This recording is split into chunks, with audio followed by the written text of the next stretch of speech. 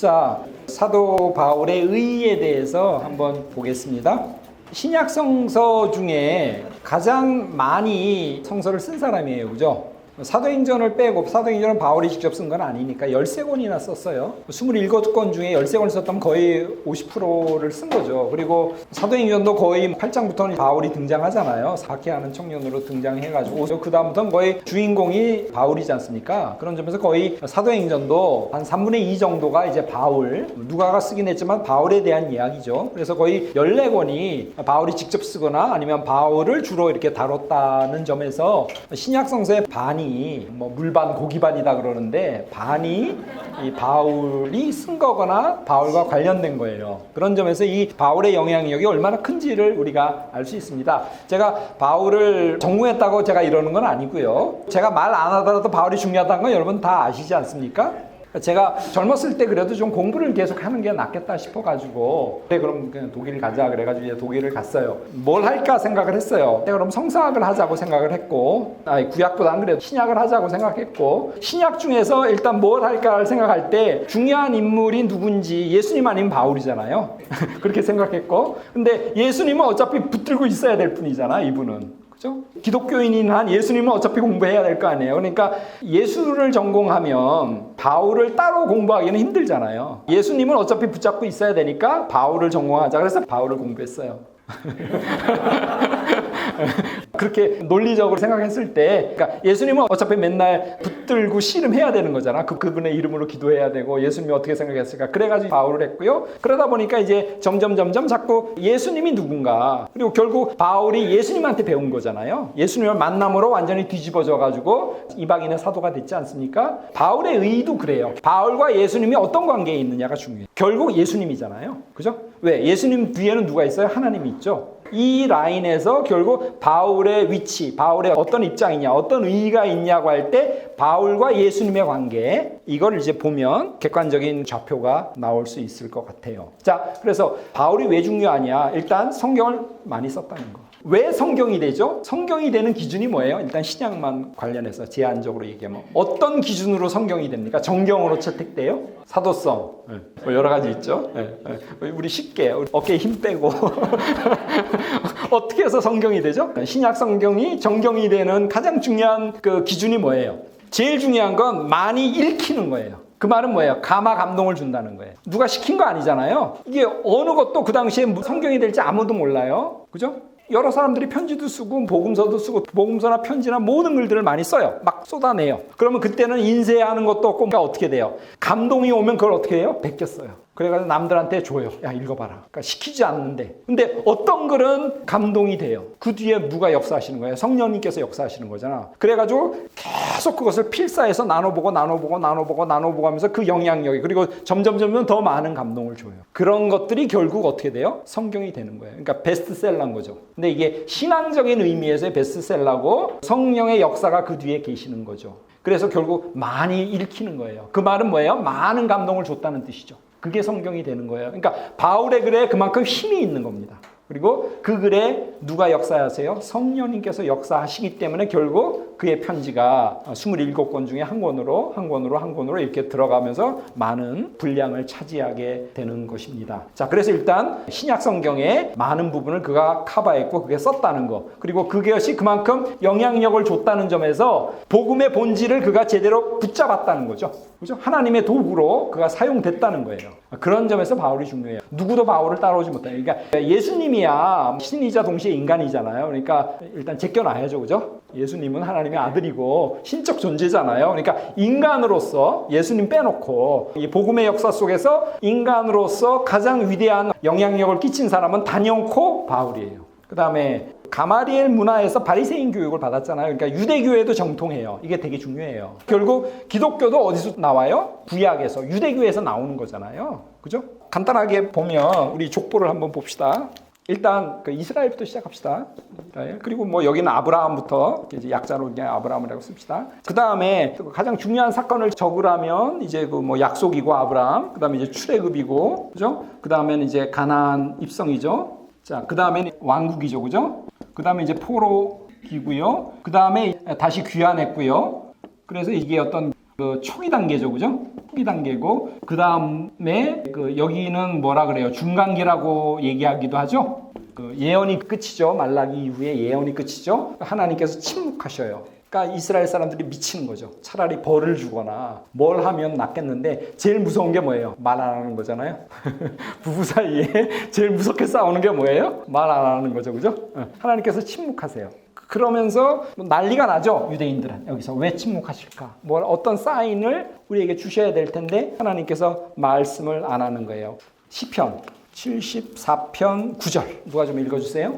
우리의 표적은 보이지 아니하며 선지자도 더 이상 없으며 이런 일이 얼마나 오래일는지 우리 중에 아는 자도 없나이다. 예, 보통 시편은 다윗이 썼다고는 하지만 이런 구절들은 아마 이 중간기에 하나님께서 이 침묵하시는 이때에 이스라엘 사람들의 그 답답함 이런 것들이 반영된 구절이 아닌가 이렇게 생각합니다. 하나님께서 이제 침묵하세요. 유대인들은 그럼에도 불구하고 하나님이 우리를 버렸다, 하나님은 안 계신다 이러지 않아요. 하나님의 존재에 대해서는 절대적으로 계신다고 이제 믿어요. 뭔가 뜻이 있겠지라고 이렇게 생각하면서 계속 노력해요. 기도하고 묵상하고 하나님의 뜻이 뭔지 하면서 여기서 엄청난 발전들이 있어요. 어려우니까. 하나님이 말씀을 안 하시니까 더 신앙적으로 더 전력 투구하면서 그러나 삶의 현실들은 점점 더 나빠지는 거예요. 더 초강대국들이 와서 지배하고요. 이게 도대체 언제 끝날지 모르는 정말로 깜깜한 암흑기인데 하나님은 일절 말을 안 하세요.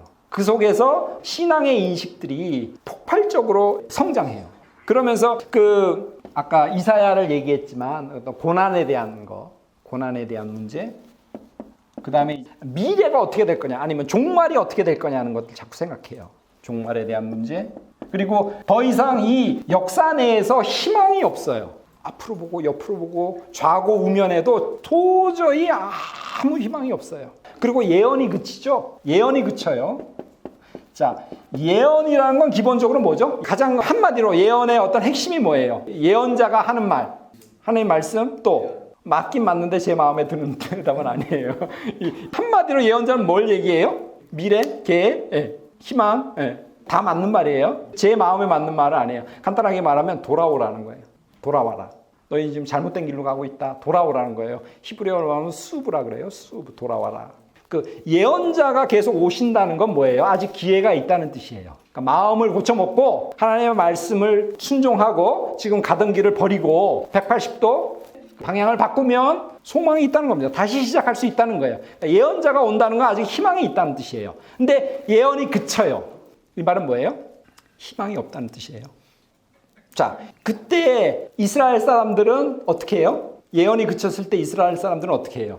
희망을 지금 이 역사 내에서는 희망이 없다는 뜻이에요. 그러면 희망을 어디서 찾아요? 쉬워요. 역사 내에서는 희망이 없다고요. 그럼 어디서 찾아요? 역사 밖에서 찾아요. 그게 뭐예요? 묵시예요, 묵시. 그러니까 예언의 반대는 뭐예요? 묵시예요. 예언은 소망을 어디서 찾아요? 역사 내에서 찾는 거예요. 근데 역사에서 도저히 희망이 없고 소망이 없기 때문에 예언자들도 이제 그쳐요. 그럴 때 이스라엘 사람들은 하나님 안 계시다, 하나님이 우리를 버렸다 이러지 않고요. 소망을 역사 밖에서 찾는, 그게 묵시입니다. 묵시문학. 그러면서 이 묵시문학적인 구조에서 속에서 하나님께서 이 역사, 이 악의 역사를 이제 끝내실 것이다. 당신의 종을 보내서, 아니면 인자 같은 이를 보내서, 아니면 메시아를 보내서 이 세상의 역사를 끝낼 것이다. 그리고 당신께서 직접 개입해 들어오셔서 당신의 의를 다시 세울 거다. 그리고 이스라엘 입장에서는 이스라엘을 다시 회복할 거다라는 그런 소망을 가져요. 그러니까 이 묵시문학 이런 것도 굉장히 중요합니다. 이게 언제예요? 거의 끝물에 나와요. 예언이 그치고 이 끝물에 나옵니다. 그러니까 하나님이 안 계시다는 얘기는 안 해요. 소망을 역사 밖에서 찾습니다. 자, 이런 어떤 사고 틀에서 누가 오시는 거예요? 예수님이 오시는 겁니다. 그래서 이런 그 고난에 대한 거, 묵시에 대한 거, 그리고 이게 구약에서는 죽음은 어떻게 된다고 보죠? 죽음은 어떻게 되죠? 구약에서는? 음부? 또 맞는 말인데 지금 마음에 드는 대답이 아니에요. 맞긴 해요. 열조에게 돌아간다 이런 표현을 쓰죠. 열조에게 돌아간다. 마치 우리 옛날 유교적인 어떤 그 조상들이 사는 세계가 있었고 잠시 나는 이 땅에 와서 살다가 내가 원래 있던 자리로 다시 백하는 거예요. 고홈하는 거예요. 그런 사고로 열조로 다시 돌아간다는 개념을, 그러니까 쉽게 말하면 집합적 사고예요. 나는 내가 아니에요. 나는 누구의 멧돼손이야. 그죠? 옛날만 해도 다 너 아버지 뭐 하시냐, 뭐 니네 집안 누구냐지 나를 묻지 않잖아요. 나는 어떤 가문의 몇 대 손이야. 나는 누구의 자식이고 아니면 누구의 부모고 이러지 개인을 묻지 않아요. 그 옛날엔 더 그런 거죠. 구약적으로는 무슨 지파에 속하고 무슨 지파의 몇 대 손에 속하고 그리고 나는 원래 거기 있다가 지금 이 세상에 와서 살다가 다시 내 자리로 돌아가는 거. 그래서 열조로 돌아간다 그러죠. 그래서 집합적 사고예요. 물론 뭐 음부리 뭐니 이런 얘기가 있죠. 자, 그런데 이게 고난과 악의 문제 그리고 이제 하나님의 정의의 문제 이런 것들이 지금 세상이 점점 악해지고 외세가 들어와서 믿지 않는 사람들이 지배하고 지금 하나님이 도대체 살아계신 것이지 안 계신 것이 하나님의 정의가 어디 있는지 이런 게 뭐예요? 신정론이죠. 신정론. 하나님의 의, 공의가 도대체 어디 계신지 왜 악인이 잘 되고 의인은 이렇게 고난받는지 의인의 고난 그게 욥기에서 다루죠. 이런 문제들이 이 후반부로 가면서 굉장히 핫 이슈로 떠올라요. 이스라엘이 잘 나갈 때는 아무 문제 없어요. 잘 믿으면 축복받는 거고 잘 믿지 않으면 뭐예요? 저주받는 지옥 가는 거예요. 권선징악이죠. 흑백 논리예요. 이게 뭡니까? 신명기 신학이죠. 잘 믿으면 번성되고 그렇지 않으면 멸망당하고 이건 아주 심플한 거예요. 근데 이 공식이 안 들어지는 거예요. 의인들이 오히려 고난받고 악인들이 그리고 믿지 않는 이방인들이 승승장구하고 이게 영원히 계속될 것처럼 아주 그냥 절망적인 상황 속에서 하나님의 정의를 묻는 이런 질문들이 막 올라와요. 자, 이럴 때 열조로 돌아간다. 이거 갖고는 성이 안 차는 거예요. 내가 이 세상 속에서 지질이 고생하고 하나님의 의를 위해서 살았는데 고작 보상이 열조로 다시 돌아가는 거냐. 성이 안 차요. 그럼 어떻게 해야 돼요? 어떻게 해야 돼요? 새롭게. 그게 뭐예요? 새로운 게 뭐예요? 메시아? 네.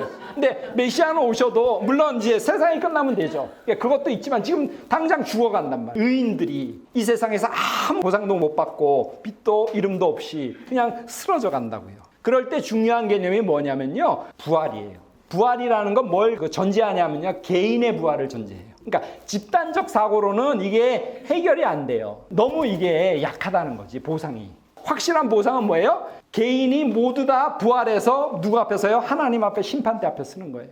그래서 거기서 보상이 주어지고 아니면 악인들은 영원한 지옥불에 게헨나나 수올에 음부에 처지는 이런 그래서 부활이라는 게 원래부터 있었는데 여기 와서 굉장히 중요해져요. 이게 이슈가. 여기서 새로 만들어진 게 아니라 기존부터 있었지만 이 부활이라는 것이 굉장히 중요해진다는 거. 기억하실 건 부활은 뭐다? 개인의 부활이라는 거. 그 전까지는 집단적인 사고인데 이게 이제 안 먹히는 거예요. 이게 약발이 다 한 겁니다. 그래서 부활 사상이 중요해지고요. 묵시 사상이 중요해지고 그런 겁니다. 그리고 이 악의 문제. 이런 것들이 중요해지고요. 자, 이게 신학에 오면서 굉장히 다 중요한 역할을 해요. 그래서 이제 부활. 기독교는 부활의 종교잖아요. 그죠? 그리고 하나님의 의, 하나님의 나라. 이런 것들을 예수님께서 하나님의 나라가 갖고 왔다. 이렇게 말씀하시죠. 이 모든 문제. 그리고 예수님을 어떻게 이해해요? 종말에 묵신의학적인 이 틀 속에서 뭔가 오신, 그래서 이 세상의 악의 모든 것들을 멸절하러 오신 그런 메시아로 사람들이 인정하지 않습니까? 그래서 마지막에 얘기하잖아요. 베드로가 이제 칼로 이렇게 하니까 지금 당장 기도하면 아버지께서 천군 천사를 나한테 안 보내줄 줄 아느냐. 그러나 그런 방식으로 하지 않겠다는 거죠. 자, 이런 그 여러 기대 속에서 기독교는 예수 그리스도가 오셨죠. 그리고 그 예수 그리스도가 이 모든 것들을 다 해결했다고 우리는 그렇게 이해하죠. 우리는 주장하고 유대교는 아직 안 왔다고 그러죠. 이 틀을 결국 바울이 이어받았다는 거예요. 이 틀을 바울이 이어받았다는 겁니다. 자, 봅시다. 유대교의 철저한 교육을 받았다는 게 되게 중요하다는 거. 그래서 바울을 하면 뭐가 탄탄해져요? 구약이 탄탄해져요. 바울이 만약 가마리엘 문화에서 이 유대교를 제대로 배우지 않았다면 바울을 할 때 구약이 되게 약하고요. 구약이 약하면 어떻게 돼요? 뿌리가 없어지는 거예요. 그러니까 우리는 구약이 되게 중요해요. 구약을 기독교는 어떻게 해석하느냐잖아요. 그래서 가마리엘 문화에서 유대교에 정통했다는 건 되게 중요합니다. 자, 그다음에 예수님과 동시대 사람이죠. 그래서 초기의 역사에 같이 있었다는 거 굉장히 중요해요. 그 정도로 이제 넘어갑시다.